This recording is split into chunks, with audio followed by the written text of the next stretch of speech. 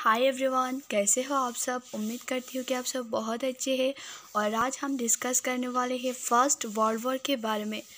तो दोस्तों, इस वीडियो के लास्ट तक ध्यान से देखने के लिए कोशिश करना, और मैं भी कोशिश करूँगी कि आप सबको अच्छी से समझाने के लिए। ओके दोस्तों, फर्स्ट वर्ल्ड वॉर को the great war, the war to end all war या ग्लोबल वॉर आदि नामों से जाना जाता था। ऐसा माना जाता था कि यह लड़ाई अब तक की सबसे बड़ी लड़ाई है, पर अगले 60 से 70 वर्ष तक कोई ऐसा युद्ध नहीं होगा। लेकिन उसके बाद जब सेकेंड वर्ल्ड वॉर हुआ तो इसका नाम बदलकर फर्स्ट वर्ल्ड वॉर रख दिया गया। वर्ल्ड वॉर इसलिए क्योंकि इसमें दुनिया की कोई देश आपस में लड़े और कोई जाने गए। ये विश्व युद्ध 18 जुलाई 1914 में शुरू हुआ था और 11 नवंबर 1918 तक चला। अब बात करते हैं उन काउंट्रीज के बारे में जो कि इस विश्व युद्ध में लड़ी थी। ये विश्व युद्ध दो ग्रुप्स के बीच में लड़ा गया था, जिनमें से एक था एलाइड पावर। उसके सदस्य थे रशिया, फ्रांस, ब्रिटेन, जापान और यूएसए। और दूसरी ओर था सेंट्रल पावर। इस ग्रुप की सदस्य थे जर्मनी, ऑटोमन एम्पायर और ऑस्ट्रिया हंगरी एम्पायर, जहां आज बहुत सारी यूरोपियन कंट्रीज है। इससे पहले हम बात करेंगे इनकी कॉजेस यानी कारणों के बारे में। हम बात करेंगे मुख्य अलायंसेस यानी सदियों के बारे में, जो कि आपको बाद में समझने के लिए बहुत ज़्यादा हेल्प करेगी। हर देश अपनी पावर की संतुलन को बनाए रखने के लिए अलग अलग देशों ने एक दूसरे के साथ गुप्त समझौते कर लिए।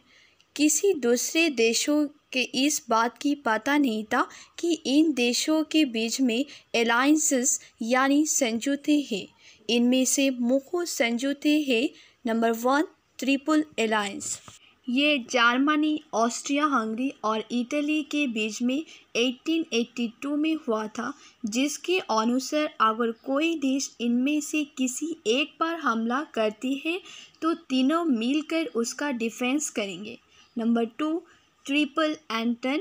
ये 1907 में फ्रांस, ब्रिटेन और रशिया के बीच में हुआ था। पहले 1904 में ब्रिटेन और फ्रांस को एक समझौता हुआ जिसे एंटन कॉर्डियल कहते हैं, और 1907 में जब रशिया का समझौता इनसे हुआ तब ये ट्रिपल एंटन बन गया। अब बात करते हैं वॉर की कारणों के बारे में। जो सबसे पहले है अलायंसेस यानी सदियों। हम अभी इनके बारे में बात कर चुके हैं। इसके कारण कोई देशों ने वॉर में हिस्सा लिया। नंबर 2 है मिलिटरिज्म। हर देश अपने आप को अधिक शक्तिशाली जीत करने के लिए नई हथियार, नई टैंक, मशीन गन और बड़ी अधिक शक्तिशाली सेना व जहाज बनाने की दौड़ में लगी थी। इन सभी चीज़ों में ब्रिटेन और जर्मनी सबसे आगे थे। वहाँ इंडस्ट्रियल रिवॉल्यूशन काफ़ी तेज़ी से फैल रहा था। इसी दौर में अपने आप को सबसे आगे रखने के लिए सभी देशों ने अपनी अपनी शक्तियों को प्रयोग किया और ये वर्ल्ड वॉर का मुख्य कारण बन गया। नंबर 3 पर है एम्पायरलिज्म यानी साम्राज्यवाद। साधारण शब्द में कहे तो इस समय के पश्चिमी यूरोप के देश चाहते थे कि ये दूसरे देशों पर अपना राज करके अपनी मैन पावर यानी आर्मी और सभी रिसोर्सेज को बढ़ाए। ब्रिटेन इस मामले में सबसे आगे थे, जिसने भारत को भी अपने अधीन कर लिया था। एक समय में तो ब्रिटेन 25% दुनिया पर अपना राज कर चुका था। इसमें सभी यूरोपियन देशों ने अफ्रीका पर कब्जा करना शुरू कर दिया, क्योंकि ये एरिया में काफ़ी बड़ा था। Death of archduke French Ferdinand 28 जून 1914 इस घटना का वर्ल्ड वॉर से बहुत ज़्यादा संबंध है। Archduke French Ferdinand Austria Hungary के राजकुमार थे और बाद में राजा बनने वाले थे। एक बार ये ऑस्ट्रिया हंगरी के साराजेवो नाम की शहर में एक दौर पर आए थे। साराजेवो शहर अब ऑस्ट्रिया में है। यहाँ पर ब्लैक हैंड नाम की एक ऑर्गेनाइजेशन ने इन पर हमला किया और उसी ऑर्गेनाइजेशन की एक आदमी ने इनकी गोली मारकर हत्या कर दिया। अब प्रिंस की मौत के बाद लोग भड़क उठे और सार्डिया को धमकी देने लगे, क्योंकि सार्डिया गोस्निया का पास की एक देश है जहाँ की अधिकारियों ने गोसिया की प्रिंस को मरवाकर गोसिया को आज़ाद कराने की साजिश रखी। जुलाई क्राइसिस।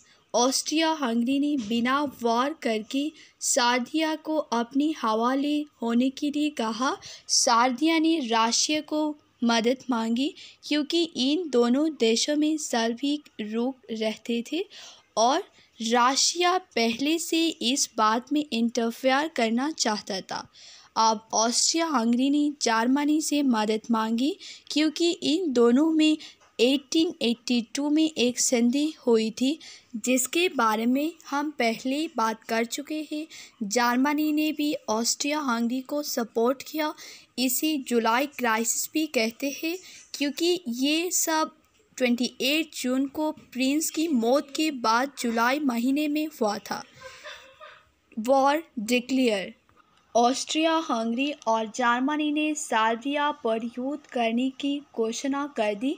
उसके बाद रशिया ने जर्मनी पर युद्ध करने की घोषणा कर दी और कुछ ही दिन बाद फ्रांस ने भी जर्मनी पर युद्ध करने का घोषणा कर दी, क्योंकि रशिया और फ्रांस ने भी एक संधि की थी जो थी ट्रिपल एंटन। आपको याद हो तो हम पहले इसके बारे में बात कर चुके हैं। पर इटली, जो कि यहाँ पर ऑस्ट्रिया हंगरी और जर्मनी के साथ एक संधि में बना हुआ था, उसने ये कहकर अपना दल बदल लिया कि उसका समझौता केवल डिफेंस के लिए जर्मनी और ऑस्ट्रिया हंगरी के साथ हुआ था, ताकि अटैक करने के लिए। और युद्ध की शुरुआत की कुछ महीनों से ही ट्रिपल एंटन की ओर से लड़ना शुरू कर दिया। अब जुलाई क्राइसिस के बाद अगस्त 1914 में युद्ध की शुरुआत हुई। सबसे पहले जर्मनी ने फ्रांस पर अटैक किया, क्योंकि रशिया की आर्मी और रिसोर्सेज ज़्यादा थे और ये फ्रांस को पहले रास्ते से हटाना चाहते थे और बाद में रशिया पर अटैक करना चाहते थे। इसके लिए उन्होंने बेल्जियम का रोड चुना और फ्रांस पर अटैक किया। जैसे जर्मनी की आर्मी बेल्जियम के रास्ते घुसी, ब्रिटेन ने जर्मनी के खिलाफ युद्ध की घोषणा कर दी, क्योंकि ब्रिटेन और बेल्जियम के बीच में भी 1939 में एक संधि हुई थी, जिसमें ब्रिटेन को उनकी रक्षा करनी थी। इसलिए अब ब्रिटेन ने भी उनकी आर्मी को फ्रांस की मदद करने के लिए भेज दिया। जर्मनी फ्रांस में घुसने में तो सफल हो ही गया, लेकिन फ्रांस हरा नहीं पाया, क्योंकि ब्रिटेन ने आकर फ्रांस को सपोर्ट किया। और दूसरी ओर ईस्ट में जर्मनी ने रशिया की लगभग 3 लाख सैनिकों को मारकर उसे बिछाड़ दिया। उसके बाद ऑटोमन एम्पायर ने रशिया को 29 अक्टूबर में 1914 में अटैक किया, क्योंकि ये दोनों बहुत पुराने दुश्मन थे और एक दूसरे पर कंट्रोल करना चाहते थे। इसका दूसरा कारण ये भी है कि रशिया जिस समुद्री रोड से दुनिया के साथ जुड़ा हुआ था, वो ऑटोमन एम्पायर के पास डार्डेनल स्ट्रेट्स नामी जाना जाता था। आप ये मैप में देख सकते हो कि रशिया का मेन ट्रेड रोड है। तो रशिया चाहता था कि ऑटोमन एम्पायर उसके रास्ते में कोई बाधा ना डाले, इसलिए ये दोनों आपस में एक दूसरे के खिलाफ युद्ध में उतरे। युद्ध के बाद ऑटोमन एम्पायर ने सुएज कैनाल पर हमला कर दिया, क्योंकि ब्रिटिश और इंडिया जोड़ने वाली ये एक मुख्य खड़ी थी। हालांकि बाद में इसे बचा लिया गया। लगभग 3 साल तक ना जर्मनी आगे बढ़ा ना फ्रांस। उस समय लड़ाई ट्रेंचेस में होती थी। ये ज़मीनों के अंदर निकाली गई नालियों जैसी जगह होती है जहाँ सैनिक गोलियाँ चलाते हैं और ये डिफेंस में भी काफ़ी काम आती है। सैनिक अपना बहुत सारा समय यहीं पर गुजारते थे। बैटल ऑफ सोम ये 1 जुलाई 1916 से 18 नवंबर 1916 तक चला। इसमें एलाइड पावर्स थे। एक दिन में 80,000 सैनिक मारे गए, जिनमें से ज़्यादा ब्रिटेन थे। फ्रांस और ब्रिटेन ने भी अफ्रीका में जर्मनी की कॉलोनीज़ पर हमला कर दिया।